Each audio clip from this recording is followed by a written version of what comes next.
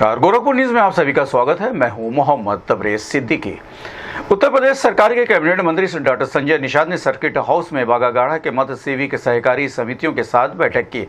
इस बैठक में मत्स्य मंत्री डॉक्टर संजय निषाद के फैसले के खिलाफ बागागाड़ा के निवासी पोखरे के मामले को लेकर आए हुए थे। समिति में अनियमितताओं को लेकर कुछ लोग सर्किट हाउस पर धरने पर बैठ गए। लोगों का साफ कहना था कि उत्तर प्रदेश के कैबिनेट मंत्री डॉक्टर संजय निषाद एक तरफा फैसला कर रहे हैं और इसके विरोध में आज हम सर्किट हाउस में उनके खिलाफ प्रदर्शन कर रहे हैं।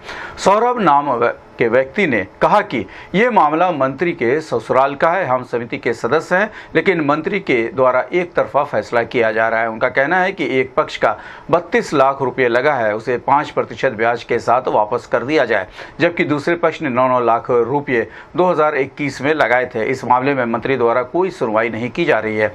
इससे पहले समिति में हम सचिव थे। अधिकतर समितियों में चाचा और भतीजा ही अध्यक्ष और सचिव होते हैं। यहाँ पर 45 से ज़्यादा समितियाँ हैं, उनकी जांच करवाई जाए। मंत्री द्वारा जो फैसला लिया जाएगा वो सही नहीं है। इस संबंध में संजय निषाद ने प्रेस नोट जारी कर कहा कि संविधान ने सभी को अपनी आवाज़ रखने का हक और अधिकार दिया है, लेकिन मेरे विभाग के खिलाफ धरना और प्रदर्शन तब भी किया जाता है जब मैं किसी पक्ष को नज़रअंदाज करता या किसी पक्ष की सुनवाई नहीं करता। मेरे द्वारा जांच कमेटी का गठन किया गया है। जांच कमेटी अपनी रिपोर्ट सौंपेगी और उसके आधार पर कार्रवाई की जाएगी। इस संबंध में गोरखपुर न्यूज़ से बात करते हुए सौरभ ने कहा, हमारा नाम सौरभ है। क्या मामला है, किस जगह का है? मामला है माननीय मंत्री जी के ससुराल का मामला है। कहाँ का? और बागागाड़ा का, हाँ। जहाँ से हम लोग आए हुए हैं। हम लोग समिति के मेंबर हैं सारे लोग। हम लोगों को जो न्याय चाहिए वो नहीं मिल रहा है। माननीय मंत्री जी द्वारा एक पक्षीय निर्णय ले लिया गया। अगला मुंह से कह रहा है 32 लाख लगा है तो उसको 32 लाख दे दिया जाए प्लस 5% ब्याज के साथ। चूंकि अगला 9 लाख रुपए 2021 में लगाया था, उसको देखते हुए माननीय मंत्री जी कोई सुनवाई नहीं कर रहे हैं। आप क्या हो उसके? हम पूर्व में पहले सचिव थे। और कौन इसके अध्यक्ष कौन है? इसके अध्यक्ष हैं, बैठे हुए हैं। कौन है वो? श्री ब्रह्मानंद जी वो हैं। कौन है? वो हमारे पिताजी हैं। तो आप जो है सचिव और अध्यक्ष कैसे हो गए एक ही परिवार के? एक ही परिवार में। माननीय मंत्री जी से ये निवेदन है कि हमारे जिले में 47 समितियां हैं। उस 47 समितियों में आप जांच करा लीजिए। अक्सर कम से कम नहीं देर तो आधे समितियों का ऐसे है कि चाचा है, भतीजे हैं, मामा है, मतलब रिश्तेदारियों का वो पाया जाएगा। आप जांच करा लीजिए। अगर न पाइए तो हमें फांसी लगे तो हमें फांसी की सजा सुना दीजिए। उसने पैसा लगाया है पोखरे में? पैसा उसने लगाया है, मगर ये 3 साल से वो मारा है, खाया है। 1 रुपए का हिसाब किताब कोई नहीं जान रहा है। समिति में कितने लोग होते हैं? समिति में इस समय 55 लोग हैं। हाँ, 55 लोगों में जिसमें 5 लोगों की मृत्यु हो चुकी है। अभी आप क्या कर रहे हो यहाँ? अभी हम इसलिए बैठे हैं कि इन लोगों को न्याय दिलाना है। वह जो है रामलाल पुत्र चुन्नीलाल जो है 9 लाख रुपए लगाया था 2021 में, और कुछ हमारे समिति के ही 5-6 सदस्यों को फोड़ करके माननीय मंत्री जी को गुमराह करके वह अपने पक्ष में काम करवा रहा है। और ये कह रहा है कि हमारे पास 4 ताले हैं, 4 तालों में से 3 ताल का आप देख रेख करवाइए, 1 ताल हम पर्सनली लेंगे। अब माननीय मंत्री जी कह रहे हैं कि 32 लाख उसका लग गया है। 32 लाख प्लस 5% ब्याज की दर से आप लोगों को देना है और वही ताल मारेगा, खाएगा। ये कहाँ का न्याय है सर? बताइए। खेत है किसी और का है, बीज कोई। माननीय मंत्री जी द्वारा लिया गया फैसला वह न्याय हित में सही नहीं है, इसलिए हम लोग नारेबाजी का कार्य कर रहे थे। नगर आयुक्त गोरख सिंह सोगरवाल ने बसंतपुर वार्ड के पार्षद के साथ मिलकर लालडिग्गी स्थित नेहरू पार्क का निरीक्षण किया। इसके बाद उन्होंने डोबिनगढ़ में स्थित पंपिंग स्टेशन और नाले पर चल रहे सफाई कार्य का भी निरीक्षण किया। नगर आयुक्त ने सफाई निरीक्षक गोविंद पांडे को नाले की सफाई व्यवस्थित रूप से करवाने का निर्देश दिया। उन्होंने यह भी निर्देश दिया कि नाला सफाई के दौरान निकाले गए प्लास्टिक और सिल्ट को नाले के किनारे इकट्ठा करने के बजाय तुरंत लालडिग्गी स्थित कूड़ा निपटान केंद्र में भिजवाया जाए ताकि स्वच्छता बनी रह सके।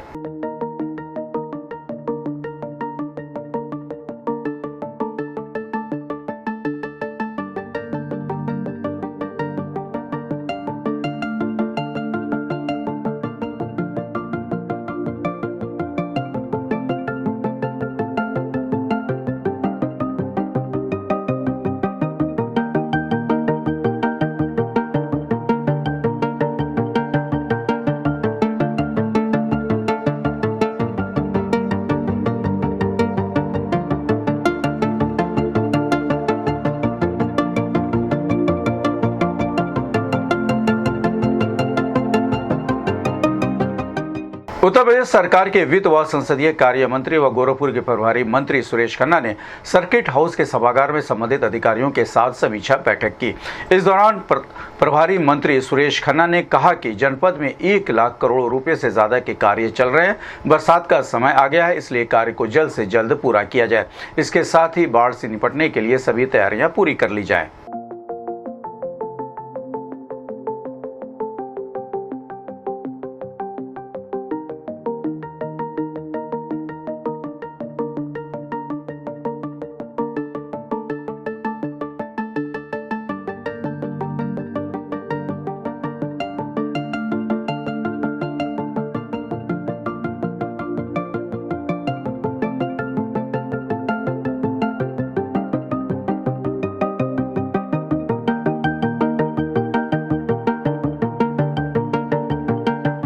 अंतर्राष्ट्रीय योग दिवस के अवसर पर सदर सांसद रवि किशन ने प्रशासनिक अधिकारियों के साथ नौकायन केंद्र जेट्टी पर योग किया। इस अवसर पर उन्होंने कहा कि पूरा देश आज अंतर्राष्ट्रीय योग दिवस मना रहा है। प्रधानमंत्री नरेंद्र मोदी ने 10 साल पहले योग की शुरुआत की थी, जिसे आज पूरा विश्व मना रहा है। इसलिए स्वस्थ रहने के लिए सभी को नियमित रूप से योग करना चाहिए। इस अवसर पर अपर जिलाधिकारी प्रशासन पुरुषोत्तम दास गुप्ता सहित अन्य अधिकारी मौजूद रहे।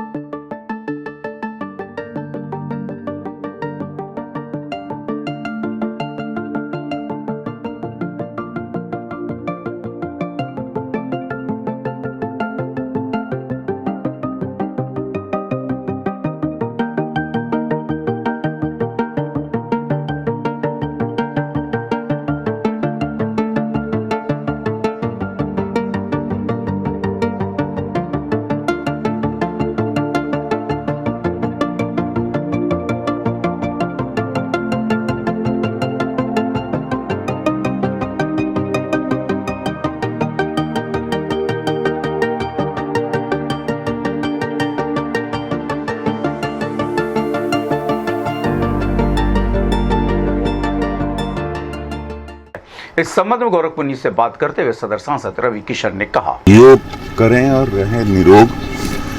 यशस्वी प्रधानमंत्री मोदी जी ने ये सोच जो शुरू की थी योग की, आज के माध्यम से लोगों को क्या संदेश देंगे?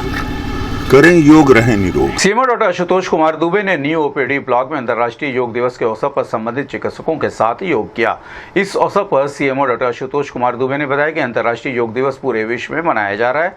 योग से निरोग रहने की धारणा उत्पन्न हुई है, जो ऋषि मुनियों का सिद्धांत था। इसे आत्मसात करके स्वस्थ और निरोग रहने के लिए पूरे विश्व में स्वीकार कर लिया है कि औषधियाँ केवल क्षणिक लाभ के लिए होती हैं। योग से ही आप स्वस्थ रह सकते हैं।